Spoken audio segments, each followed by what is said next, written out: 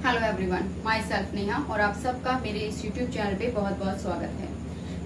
पिछली वीडियो में हमने पढ़ा था कि जो सिंधु घाटी सभ्यता के जो लोग हैं उनकी आर्थिक स्थिति किस प्रकार की थी, किस पढ़ा था। आज हम डिस्कशन करने वाले हैं प्रजाति के बारे में कि जो सिंधु घाटी की जो सभ्यता है, जिसे हम हड़प्पा सभ्यता भी कहते हैं, उनकी जो प्रजाति है मतलब वो किस प्रकार की थी। देखिए, मैंने आपको पहले भी बताया था कि जो सिंधु घाटी सभ्यता का जो इतिहास है वो सिर्फ वहां से प्राप्त जो अवशेष हैं उन्हीं के आधार पर मतलब लिखा गया है। कोई क्योंकि उनकी भाषा जो है उनको अभी तक कोई भी पढ़ नहीं सका है, इसीलिए उनका जो पूरा इतिहास है वो सिर्फ वहां पर जो प्राप्त अवशेष हैं, चाहे वो किसी भी पदार्थ के हो, चाहे वो किसी मिट्टी के बर्तन हो, चाहे कोई कांसे की मूर्ति हो, उन्हीं के आधार पर जो है उसका इतिहास लिखा गया है। आज हम प्रजातियों के बारे में डिस्कशन करेंगे कि जो सिंधु घाटी की सभ्यता है वहां पे जो है कंकाल और कपाल प्राप्त हुए। कंकाल आप जानते हैं जो हड्डी का पिंजर होता है, और जो कपाल होते हैं उसका अर्थ होता है खोपड़ी यानी कि मनुष्य का मस्तक। ठीक है, तो वहां पर जो मनुष्य के मतलब कंकाल और जो कपाल पाए गए हैं उनसे हमें ये पता चलता है कि जो सिंधु घाटी सभ्यता के जो लोग थे वो अलग अलग जो है विभिन्न प्रजातियों के थे। और ये प्रजातियां हैं, इनको हम 4 भागों में बांट सकते हैं, जैसे कि आद ऑस्ट्रेलियाई,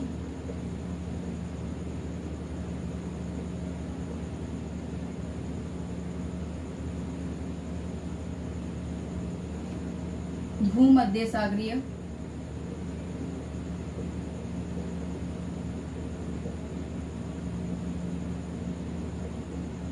मंगोल और अल्पाइन।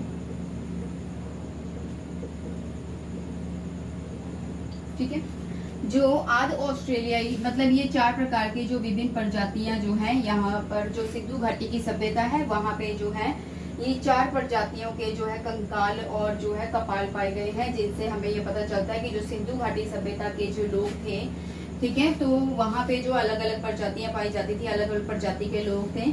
ठीक है, जो और इनकी पहचान किस चीज से की गई है ये भी हम बता देते हैं। जो आद ऑस्ट्रेलियाई लोग थे की जो नाक थी वो चपटी थी और जो होठ थे वो मोटे थे। ठीक है, भूमध्य सागरीय जो लोग थे उनकी पहचान किस चीज से की गई है कि उनका जो सिर था लंबा था, पतली आंख वाले, दुबले पतले, और जो तीसरा है मंगोल और अल्पाइन। मंगोल और अल्पाइन जो है प्रजाति यहाँ के जो है सिंधु घाटी सभ्यता के सिंधु घाटी की जो सभ्यता है वहां पर मंगोल और अल्पाइन के सिर्फ एक कपाल ही मिले, जिससे हमें ये पता चलता है कि मंगोल और अल्पाइन प्रजाति जो है ज्यादा वहां पर इस प्रजाति के लोग नहीं थे, सिर्फ एक कपाल ही मिला है इन।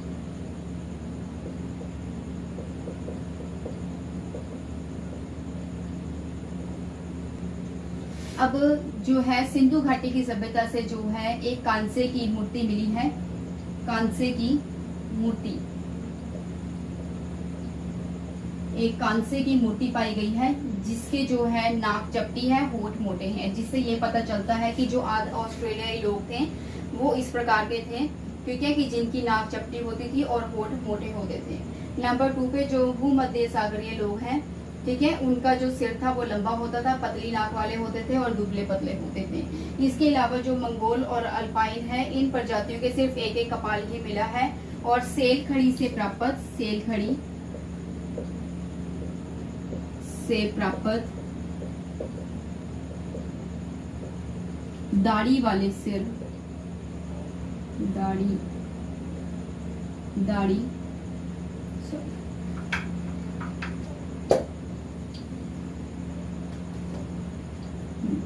सेल खड़ी से प्राप्त दाढ़ी वाले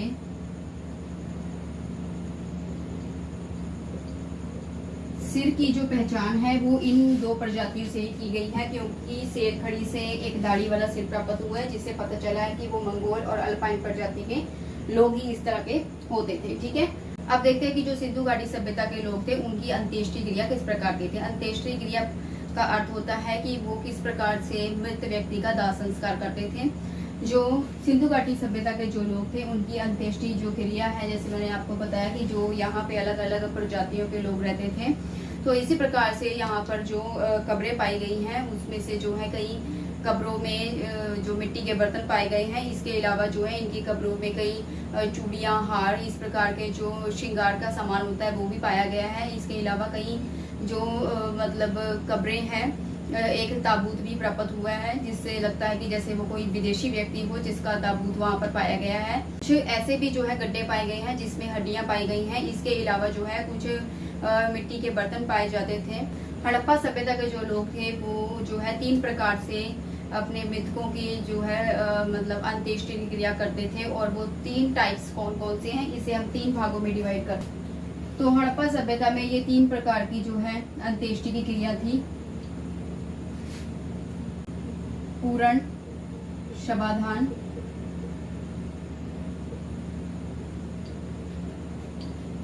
आंशिक शवाधान, आंशिक शवाधान और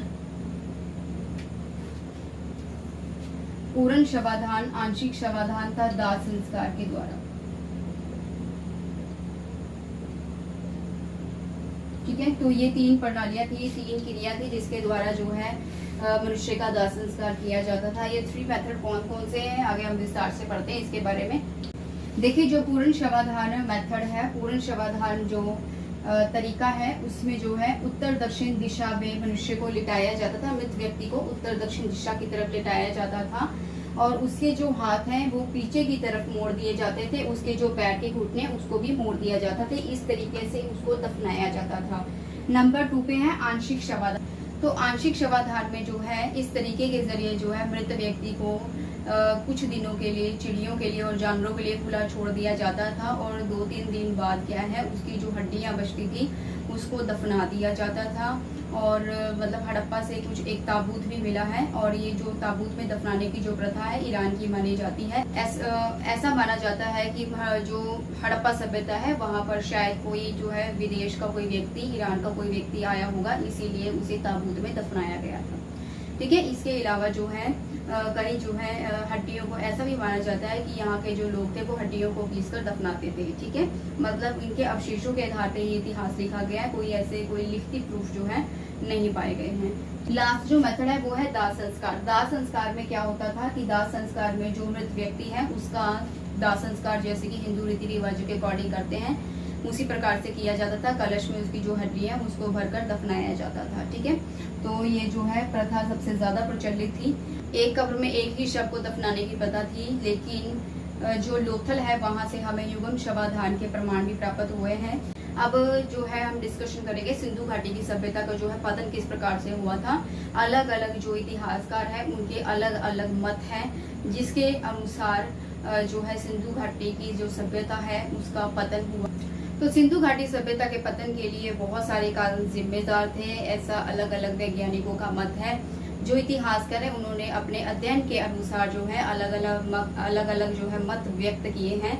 कुछ विद्वानों का कहना है कि बाढ़ के कारण जो है उस समय जो है सिंधु घाटी से जो नदी है, सिंधु नदी है, उसमें बाढ़ आ गई थी जिस करके इसका जो पतन हो गया। इसके अलावा जो है कई ज्वालामुखी विस्फोट का इसका कारण मानते हैं। कई मानते हैं कि जो है नदी का रास्ता जो है अवरुद्ध होने के कारण इस सभ्यता का पतन हो गया।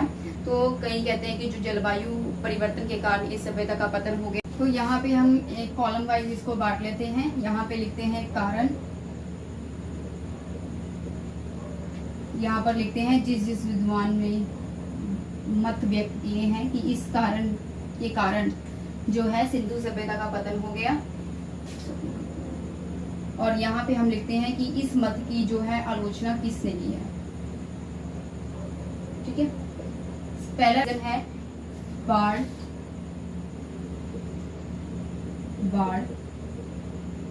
और भूकंप। ठीक है, बाढ़ और भूकंप। अब कौन कौन से विद्वानों ने ये मत व्यक्त किया है कि बाढ़ और भूकंप के कारण जो है सिंधु सभ्यता का पतन हो गया। पहले नंबर पे है R.L. Rights,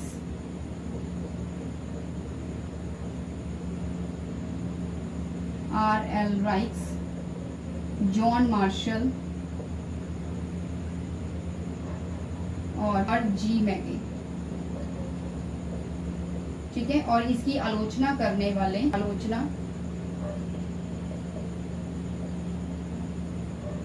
H.T. लैम्ब्रिक। ठीक है, तो R.L. राइट्स, जॉन मार्शल और जी मैके ऐसे इतिहासकार हैं जिन्होंने अपने अध्ययन के अनुसार जो है ये प्रमाण निकाला है कि जो सिंधु घाटी सभ्यता के लोग थे उनके जो पतन का कारण क्या है, बाढ़ और भूकंप।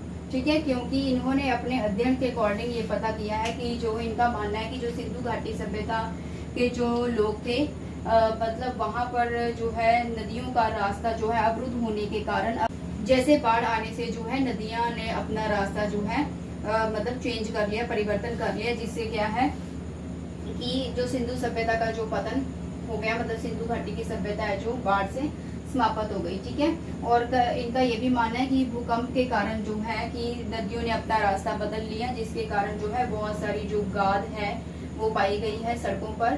ठीक है, और इस मत के अकॉर्डिंग इन्होंने अपने विचार व्यक्त किए हैं, लेकिन जो H.T. लैम्ब्रिक हैं उनके अनुसार क्या है कि भूकंप के कारण जो है कभी भी जो नदियां अपना रास्ता अवरुद्ध नहीं करती। ठीक है, तो इसीलिए इन्होंने इस मत की आलोचना की है। अब नंबर 2 पे जो है दूसरा मत है सिंधु नदी के मार्ग परिवर्तन के कारण, और ये मत व्यक्त किए हैं H.T. लैम्ब्रिक।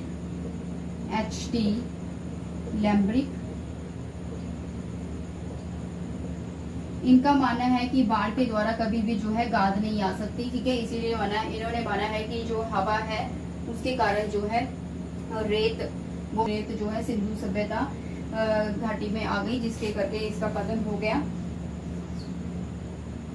जिससे मोहनजोदड़ो के जो लोग थे इस सभ्यता को छोड़कर इसकी आलोचना करने वाला कोई भी नहीं है। नंबर 3 पे है D.P. अग्रवाल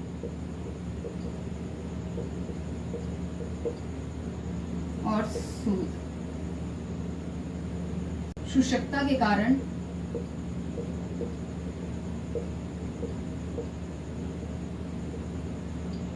D.P. अग्रवाल और सूद। जो D.P. अग्रवाल है और जो सूद है उन्होंने ये प्रमाण व्यक्त किया है कि शुष्कता के कारण यानी कि ड्राइनेस के कारण जो है घग्गर नदी में पानी सूख गया, और जिसके कारण जो है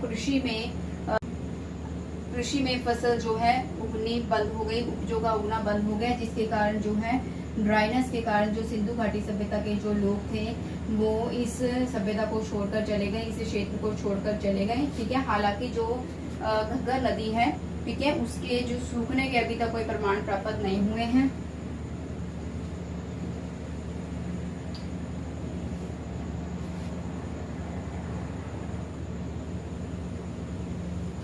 ठीक है, 4 नंबर पे है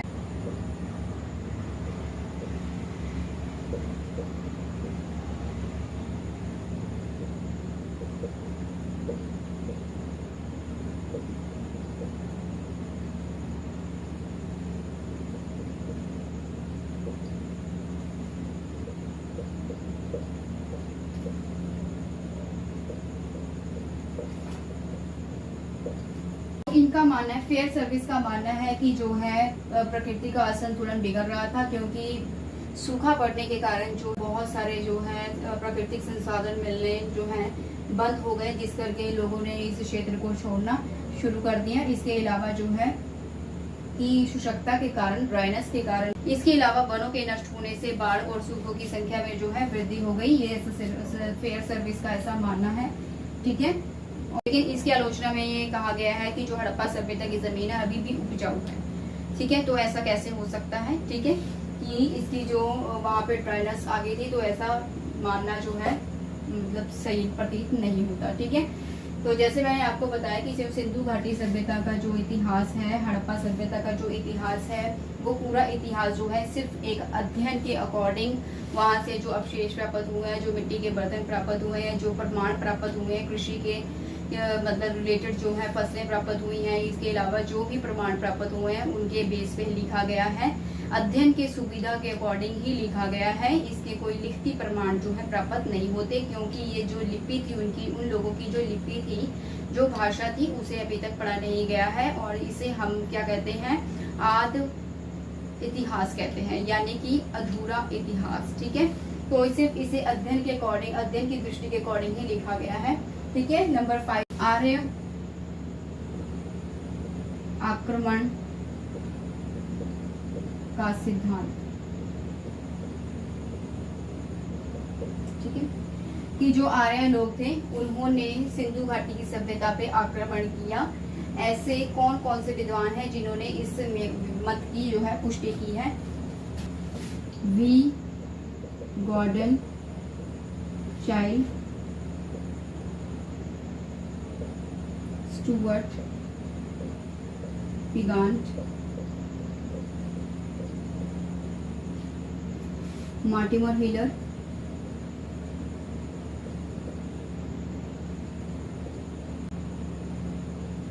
D.H. गॉर्डन,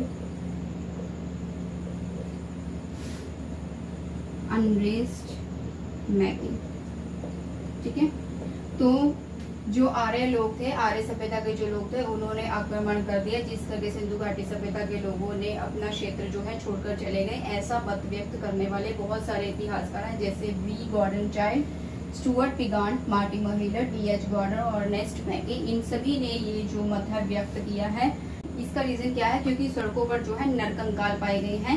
इसी के साथ ये चैप्टर कंप्लीट होता है और ये वीडियो समाप्त होती है। तो अगर आपको ये वीडियो अच्छी लगी हो तो चैनल को सब्सक्राइब, शेयर और कमेंट करना मत भूलिएगा। अगर आपका इस चैप्टर से रिलेटेड कोई भी प्रश्न है तो आप मुझे कमेंट में पूछ सकते हैं।